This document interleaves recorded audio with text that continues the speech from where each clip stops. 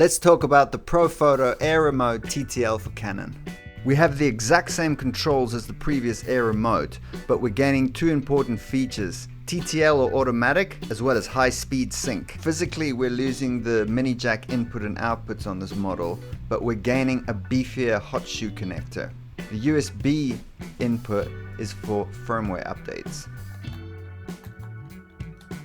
First, let's go through the basic settings.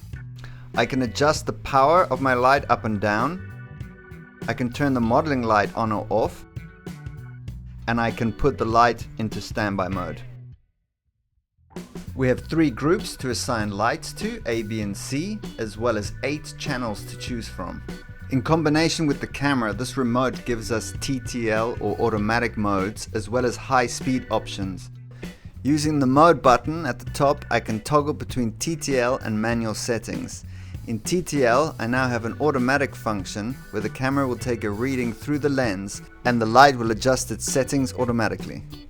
With the center button on the right, I can switch onto high-speed sync mode. You'll notice with the Canon camera, I cannot go over 0.02 of a second on the shutter. However, once you select high-speed sync, I'm able to dial my shutter up freely, allowing me to sync the flash up to 1/8000th of a second. And of course, you also have the option of syncing the flash with the first or second curtain.